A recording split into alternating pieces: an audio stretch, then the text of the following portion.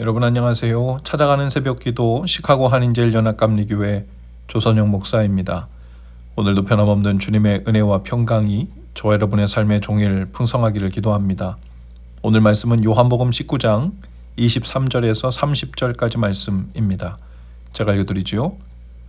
군인들이 예수를 십자가에 못 박고 그의 옷을 취하여 네 깃에 나눠 각각 한 깃씩 얻고 속옷도 취하니 이 속옷은 호지 아니하고 위에서부터 통으로 짠 것이라. 군인들이 서로 말하되 이것을 찢지 말고 누가 얻나 제비 뽑자 하니 이는 성경에 그들이 내 옷을 나누고 내 옷을 제비 뽑나이다 한 것을 응하게 하려 함이러라. 군인들은 이런 일을 하고 예수의 십자가 곁에는 그 어머니와 이모와 글로바의 아내 마리아와 막달라 마리아가 섰는지라. 예수께서 자기의 어머니와 사랑하시는 제자가 곁에 서 있는 것을 보시고 자기 어머니께 말씀하시되 여자여 보소서 아들이니이다 하시고 또 그 제자에게 이르시되 보라 내 어머니라 하신대 그때부터 그 제자가 자기 집에 모시니라. 그 후에 예수께서 모든 일이 이미 이루어진 줄 아시고 성경을 응하게 하려 하사 이르시되 내가 목마르다 하시니 거기 신포도주가 가득히 담긴 그릇이 있는지라.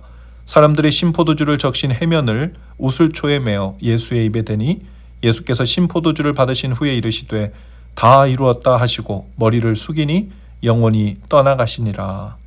아멘. 군인들이 예수님을 발가벗겨서 십자가에 못 박았습니다.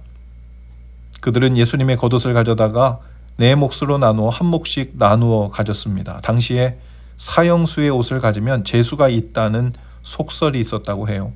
그들은 행운을 위해서 예수님의 옷을 제비 뽑아 갖고자 한 것입니다.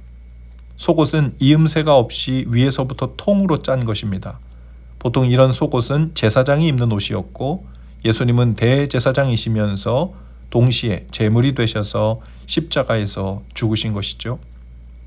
군인들이 서로 말하기를 속옷을 찢지 말고 누가 얻나 제비 뽑자라고 말한 것은 시편 22편 18절 말씀이 응하고 있는 것이었습니다. 내 겉옷을 나누고 속옷을 제비 뽑나이다. 예수님은 속옷과 겉옷이 다 벗겨지셨습니다. 십자가에는 벌거벗은 모습으로 달리셨습니다. 요즘 십자가에 달린 상이나 그림을 보면 천으로 가리운 부분이 있지만 성경에는 천으로 가리웠다는 기록이 없지요. 예수님은 우리를 위해 수치와 모욕을 다 당하신 것입니다. 예수님은 어머니를 요한에게 부탁하신 후 자신에 대한 성경의 예언이 모두 이루어진 것을 아셨습니다.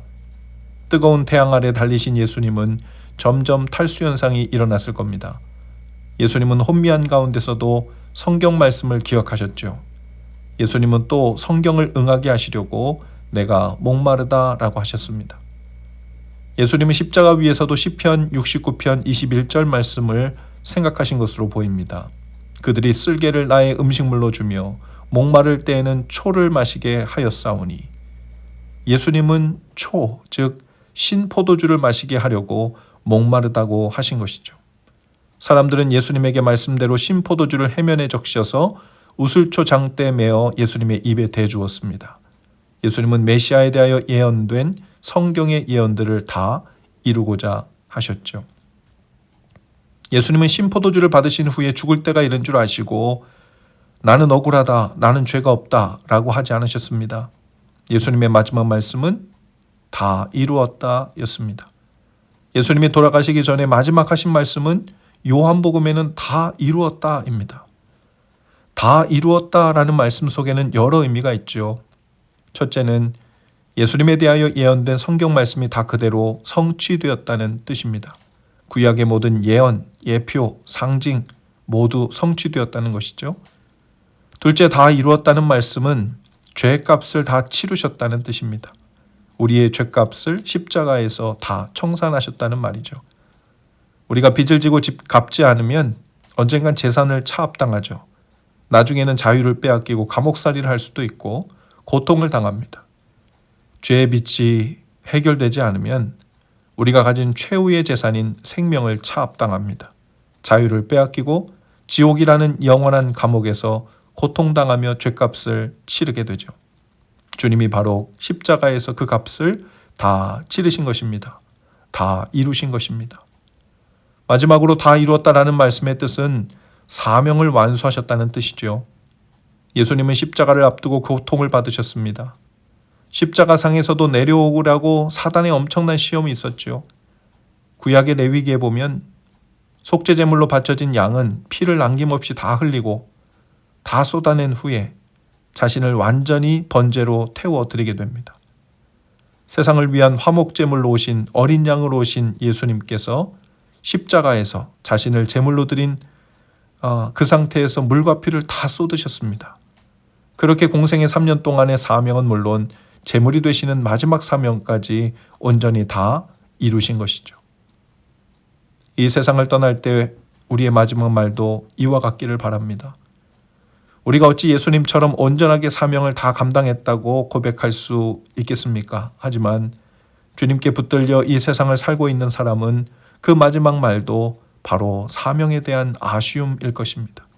스데반이 그랬지요. 이제 제 영혼을 주님께 의탁합니다. 그 말은 복음 전파의 사명을 여기까지 감당하고 왔습니다. 완전하지 않지만 이제부터는 제 영혼을 주님 손에 맡깁니다. 라는 뜻이죠. 사명을 위해 달리지 않은 사람은 그 마음과 눈길이 여전히 세상에 머물러 있을 수밖에 없지요. 그래서 세상을 보면서 아쉬움의 말들이 나옵니다. 나는 이렇게 죽는 것이 억울합니다. 나는 제법 성공을 거두는 삶을 살았습니다. 혹은 실패했습니다. 등의 말이죠. 우리도 주님께서 맡겨주신 사명이 있습니다. 하나님의 자녀로서 하나님 나라의 가치를 위해 사는 사명이 있고 또 예수님의 제자로서 복음을 전하고 이웃을 사랑하며 사는 사명이 있습니다. 예배를 사랑하고 말씀을 사랑하고 교회를 사랑하고 이웃을 사랑하는 사명이 있습니다. 2023년 한 해도 며칠 남지 않았는데요. 하나님을 사랑하고 이웃을 사랑하는 삶을 얼마나 열심히 진실하게 달려왔는가 하는 것만 우리 마음에 남아있기를 바랍니다. 오늘도 우리의 날이 하루 더 연장되었습니다. 얼마나 더 살까? 내일은 뭐 할까? 내 건강이 얼마나 허락될까를 계수하며 살기보다 오늘 하루 동안에 맡겨진 사명을 마음과 뜻과 힘 다해 이루며 하루하루를 연장하며 사는 것이 주님의 뜻인 줄로 믿습니다. 그렇게 하나님 나라를 바라보며 영원한 것을 바라보며 하루하루를 연결해 나갈 때 그것이 이어져 영원이 되고 그렇게 영원하신 하나님을 위해 주님 안에서 사는 날이 곧 영원 속에 살고 있는 것이죠. 오늘도 주님 품에서 그 영원을 누리며 우리 각 사람을 통한 주님의 뜻을 기쁘게 이루어 드리는 날 되실 수 있기를 주님의 이름으로 축복합니다. 기도하시겠습니다. 주님, 오늘 죽더라도 천국에 갈 수 있을까를 질문하며 사는 삶이 아니라 오늘 천국에 가더라도 주님 맡기신 사명을 힘을 다해 이루어 왔습니다. 라는 고백이 되기를 원합니다. 그렇게 오늘도 주님의 뜻을 이루는 것이 가득 채워지는 그런 복된 날 되도록 성령님 인도해 주옵소서. 예수님 이름으로 기도합니다. 아멘. 여러분 오늘도 말씀 동행으로 화이팅입니다. 저는 내일 아침에 다시 찾아오겠습니다.